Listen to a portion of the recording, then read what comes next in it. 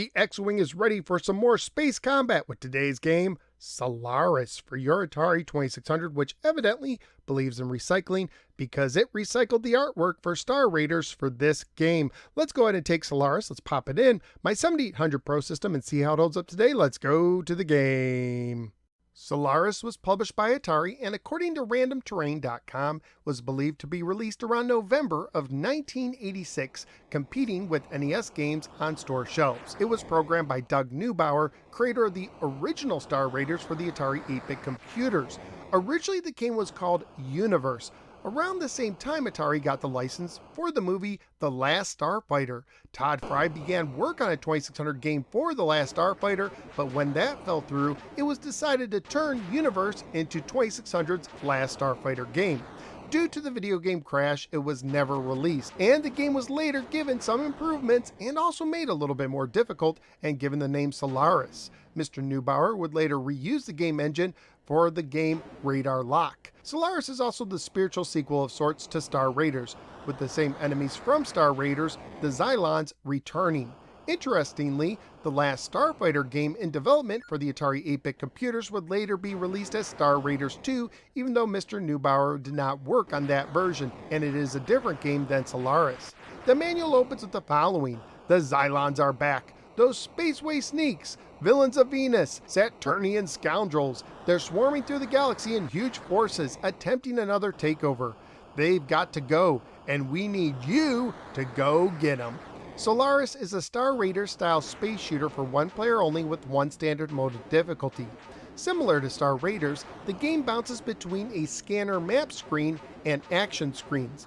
When you defeat an area, or after you take off to start the game, you'll be shown the map scanner screen. You can also use the second controller to access the scanner screen by pressing the button on the second controller to bring it up and to leave the scanner.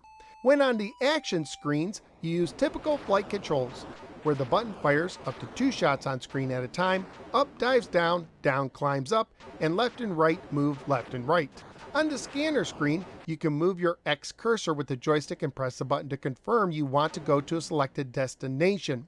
However, you cannot go through icons on the scanner screen, and you usually must go around them or go to them and defeat them to pass. So let's talk about the various icons. The dots are star clusters that simply act as barriers you can't do anything about. There are various enemies like flagships, attack groups, star pirates, blockaders, and cobra fleets. No matter which one you select, you will face a flagship at the end, which spits out up to 3 red distractors at a time. Taking out the final flagship of a group ends the attack. These icons can contain various enemies, including star pirates, which look like yellow TIE fighters, mechanoids, which are pink, blockaders, which are minefields with mines that will sometimes come after you, and cobra ships, which are multicolored and are considered the toughest enemy in the game. Flagship icons contain multiple flagships and star pirates. Star pirate icons contain star pirates and a flagship. Cobra fleets contain cobra ships and a flagship. Blockaders contain a minefield and a flagship. And attack groups contain star pirates, mechanoids, and a flagship.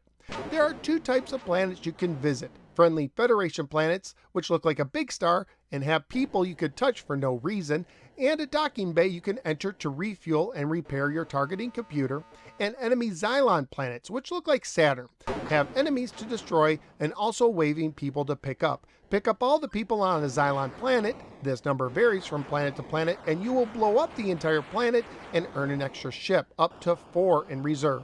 If you miss the docking bay on a Federation planet, or you fail to pick up all the people on a Xylon planet, you will have to leave and return if you want to try again.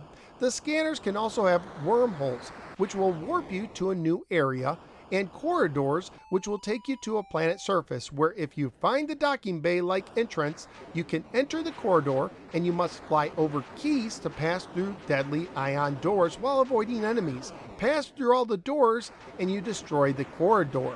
The scanner screen also has exits that will take you to the next screen if you fly to it, if empty, or defeat it if enemies are on it. The scanner screen also has a jump counter on the bottom. When it reaches 0 or close to it, enemies will typically move to a new position. If an enemy fleet touches a friendly planet, an alarm will sound. If you don't go to the planet and eliminate the enemies within about 40 seconds, it will blow up, turning that scanner's quadrant into a red zone, where your controls are reversed, and the black space can flash red until you reach a new scanner screen. You can also do the same yourself if you blow up a docking bay on a Federation planet, inadvertently destroying the planet. Your targeting radar on the bottom middle helps you locate enemies, people to pick up, and docking bays. On the bottom left is your extra lives, represented by flags, and a fuel bar. Fuel is constantly draining, and if you run out, you will blow up, losing a life. When you warp from one section to another, you will see your ship split in two. Keeping it centered helps conserve fuel. You could see a score on the bottom, ranging from 0 for perfect to 3 the worst, that helps you see how well you're doing at this. If you are hit while on the action screen, you can lose a life, or your radar might get damaged, or you might lose fuel. The goal is to reach Solaris. Do so and you can actually beat the game, but it's tough to do so. And if you lose all of your lives, you have to start back at the beginning. Now let's talk about a technique sometimes referred to as phasing, which is not mentioned in the manual and that some might consider cheating, but really helped me enjoy the game more. Once you arrive to a new section, use the button on the second controller to bring up the scanner, select the next section you'll want to go to afterwards, and press the second controller button again to return to action. Once you clear the section you're on, you'll return to the scanner map with your cursor now located on the section you previously selected, making it possible to pass through areas without having to complete said areas, or even able to move to a new section if you placed your cursor on an exit. It also makes beating the game more possible, but still a difficult task to accomplish in my humble opinion. Graphically speaking, this is a really impressive looking game, especially the planets you fly by, which could be mistaken for NES sprites. Sound-wise, there isn't background music, but you do have decent action sounds, as well as alerts when an enemy is attacking a friendly planet or if you're running low on fuel. Family-friendly wise, the game would most likely get an E for everyone rating it for release today. Currently at PriceCharting.com, the game has a value of $8 loose, $13 complete, and $19 new. So what did I think of Solaris for the Atari 2600? This is a game I never really took the time to dig into until just recently, and I must say, I've been missing out. This really does a good job improving the Star Raiders formula in a more streamlined way with a deeper game and improved graphics. It also helps that there are online guides, including a great one by Static Hamster on Atari Age that helped me figure out what to do. Now there is a learning curve. Even with the phasing, it still can take over a half hour to complete the game, and there can still be times of frustration where you lose lives in bunches after starting out well. But the game is so well made that I kept returning to it again and again until I finally reached Solaris, which I didn't even know if I could do. Really, if you like Star Raider style games, you really need to give this one an honest try. So where am I going to rank Solaris? Surprisingly high for me. I'm looking in my top 10. I do like Haunted House more at 5, since Haunted House requires less time, and I really enjoy the atmosphere of the game, but I will give it a slight edge over the great Ms. Pac-Man at 6. So out of the 255 games that are now ranked for the Atari 2600, Solaris is warping into the 6th position. For those who like this type of game and don't mind the learning curve, Solaris is a true hidden gem on the 2600. That's just what I think. What do you think? Let me know in the comments below.